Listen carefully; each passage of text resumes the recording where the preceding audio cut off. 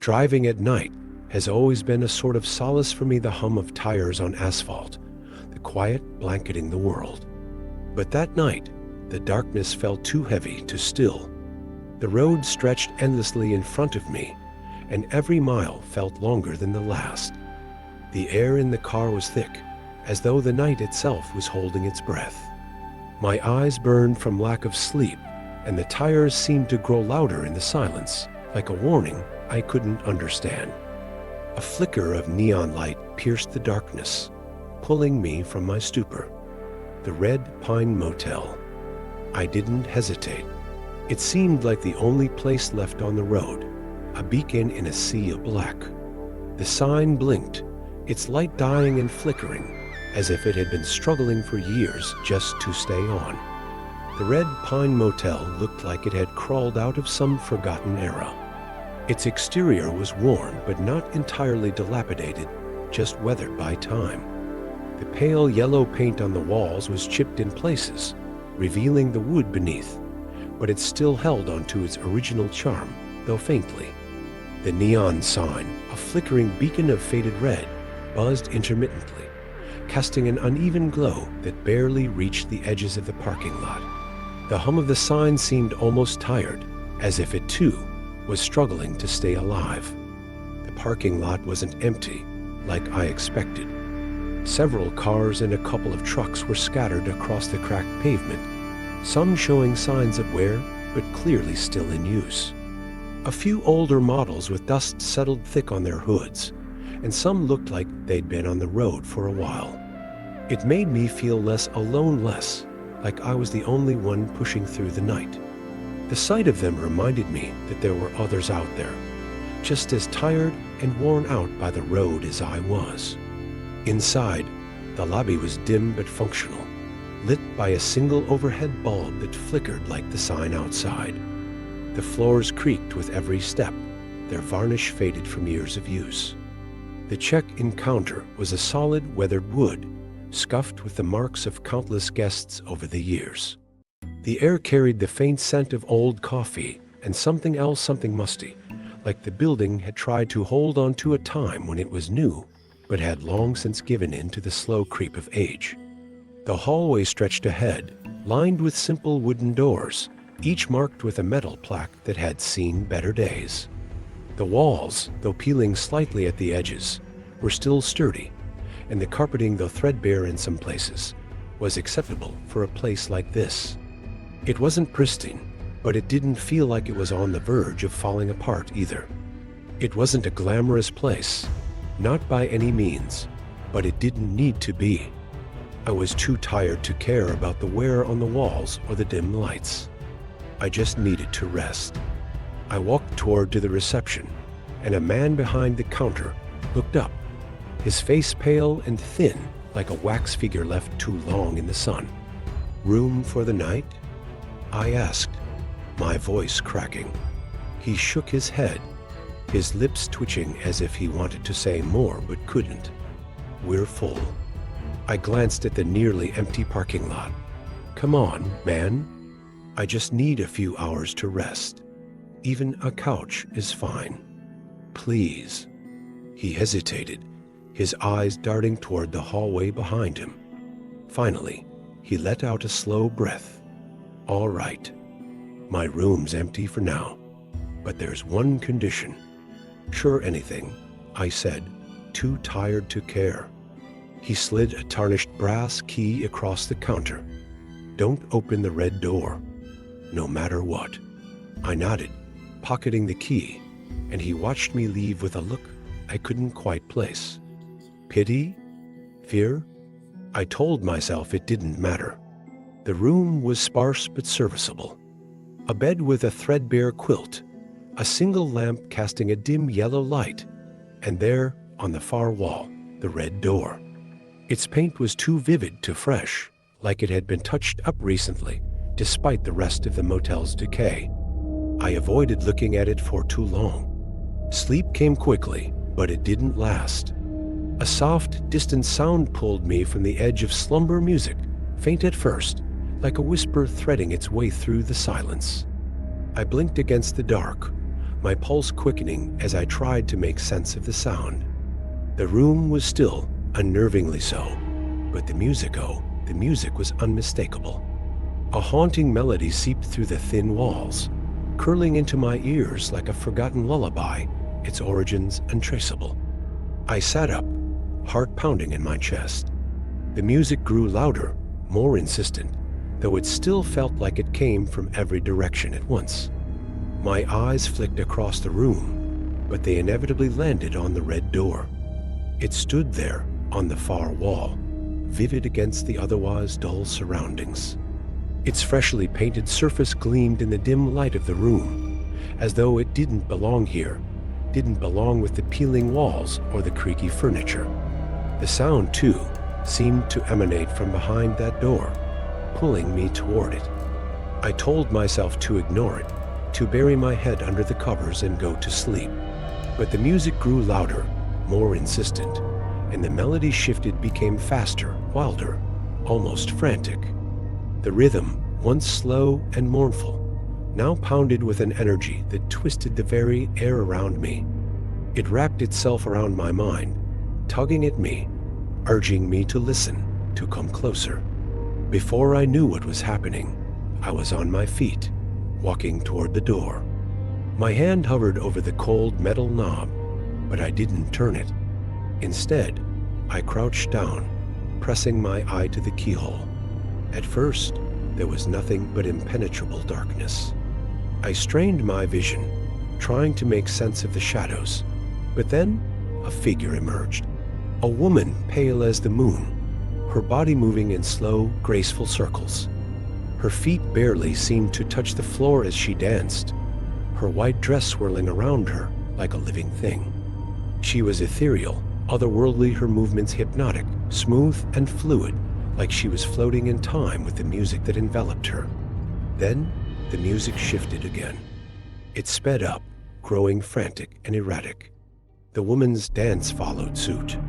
Her once graceful movements became wild, jerking with the frantic rhythm of the music. Her body twisted and turned with a sudden, violent energy that seemed out of place with the elegance she had carried before. The music played through the air, matching her frantic energy as her movements grew more erratic, faster, crazier. It was as if the music itself was controlling her, pushing her into a frenzy she couldn't escape. And then, in a single, heart-stopping moment, the music stopped. I leaned back from the keyhole, my breath ragged in my throat, my heart hammering so hard I thought it might burst. Silence filled the room, thick and suffocating, but even in the stillness, I couldn't shake the pull of what I had just witnessed. Curiosity gnawed at me, demanding to know what happened next. I bent down again, this time pressing my eye harder to the keyhole, desperate to understand. But what I saw sent a wave of cold panic through me. Instead of the empty, dark because there was no light room earlier, all I saw was a deep, unrelenting crimson.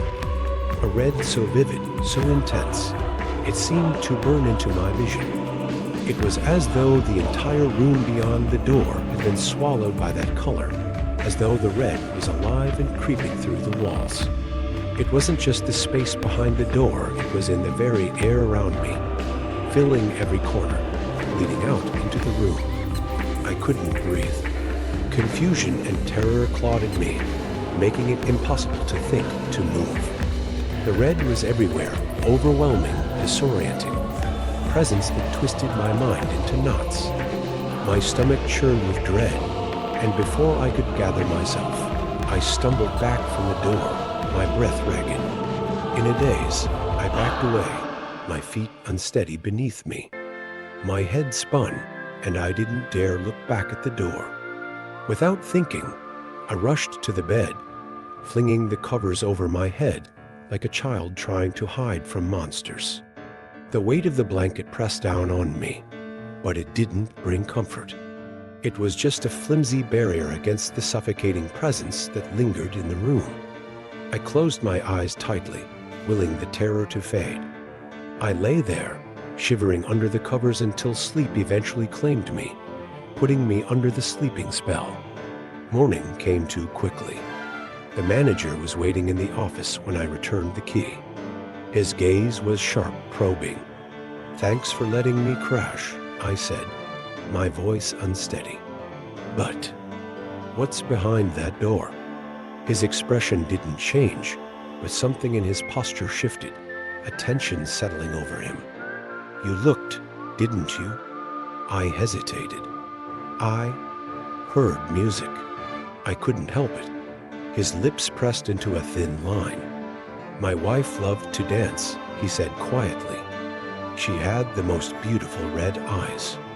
My stomach turned. I opened my mouth to respond, but the words died in my throat. The faint strains of a melody reached my ears, so soft I almost thought I imagined it. His gaze bored into mine, and for a moment I felt something. Looking at me, I left without another word. But the drive away from the motel was anything but quiet. The music was with me, faint at first, just a whisper beneath the roar of the engine, then louder until it was all I could hear. I turned the radio on to try to drown out the music, but it only hissed with static. My hands gripped the steering wheel tighter as the melody wove itself into my thoughts, winding through my brain like a thread pulling something loose. By the time I reached the next town, the music had quieted to a distant hum, but the unease clung to me like a second skin. The air felt thicker, as though the very atmosphere was heavy with unspoken words. I stopped at a small diner, its neon sign flickering weakly in the early morning haze, desperate for something to shake the feeling of dread that wouldn't leave me. The warm, familiar smell of coffee should have been comforting, but it only seemed to deepen the sense of disconnection, like I wasn't quite awake, wasn't quite myself.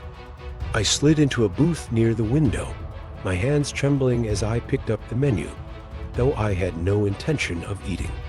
A middle-aged waitress approached, her smile warm and genuine. She had a kind face, the sort of woman who looked like she'd been working the same diner for years, her apron slightly worn but clean, her dark hair pulled into a tight bun. Her presence was oddly comforting, grounding me for a moment as I tried to breathe away the tightness in my chest. She set a cup of coffee in front of me, the steam rising like a quiet promise. "Here you go, Han. You need anything else?" I forced a smile, lifting the cup, but not quite drinking. "Thanks." Her eyes lingered on me for a moment, the smile fading just enough for me to notice. "You all right, Han?" she asked, her voice soft with concern. "You look pale."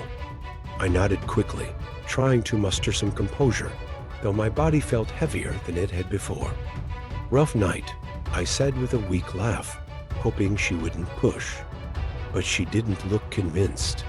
Her gaze softened with sympathy, but it was tinged with something else, something I couldn't place. She set her hand on the edge of the table, leaning in just slightly, her voice dropping to a quiet whisper.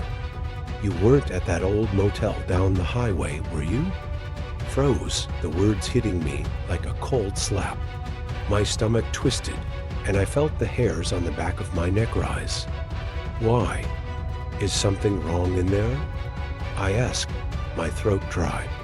She glanced over her shoulder quickly, her eyes scanning the quiet diner as if to ensure no one else was listening. When she spoke again, her voice was low, almost conspiratorial. "People say strange things happen there. Folks see things, hear things." She paused, her eyes flicking nervously to the door, as though making sure no one would overhear. "And that owner," she trailed off, shaking her head slightly, her lips pressed into a thin line. I opened my mouth to ask more, to push for an explanation, but something in her expression made me hesitate. There was a quiet fear in her eyes that I couldn't ignore. It made my skin crawl, and for a moment, the room felt suffocating. The music, the one that had been haunting my thoughts, began again, faint at first, just a whisper at the edges of my mind, curling around my thoughts like a creeping vine. My pulse quickened, and I could feel my body tense, my hands gripping the cup harder than I intended. I looked at her, wanting to ask more, to demand to know what she meant, but the words wouldn't come. She didn't seem to want to say any more, and the way she avoided my eyes only made me more uneasy. "Just be careful," she added quietly before standing back. "There are rumors. Strange things happen, especially to people who said they saw a red door in that motel." I barely heard the rest of her words, my mind lost in the eerie music, now growing louder, more insistent. I stood quickly, my chair scraping loudly against the tile floor. I should go," I muttered, feeling the walls close in around me. I didn't even look at the coffee, still steaming on the table, as I made my way toward the door after putting the money to pay for the coffee. The waitress gave me a long look, but I couldn't bring myself to meet her eyes. The music was louder now, weaving itself through the sound of my footsteps, crawling into my thoughts. I stepped outside into the cool morning air, but the world felt off kilter, like everything around me was slightly out of focus. The unease had settled deep into my bones, and I couldn't shake of that feeling. The rest of the drive felt endless. Every shadow on the road seemed to move. Every whisper of wind carried that melody. By the time I reached my destination, I couldn't tell if the music was real or if it had burrowed so deeply into my brain that I'd never be free of it. Even now, as I sit here recounting this, I can hear it. Soft, distant, calling me back. I've locked every door and window whenever I got into the house, but I know it's only a matter of time. The melody never fades. It gets louder and louder every day, and I'm starting to think. Maybe I never left the motel at all.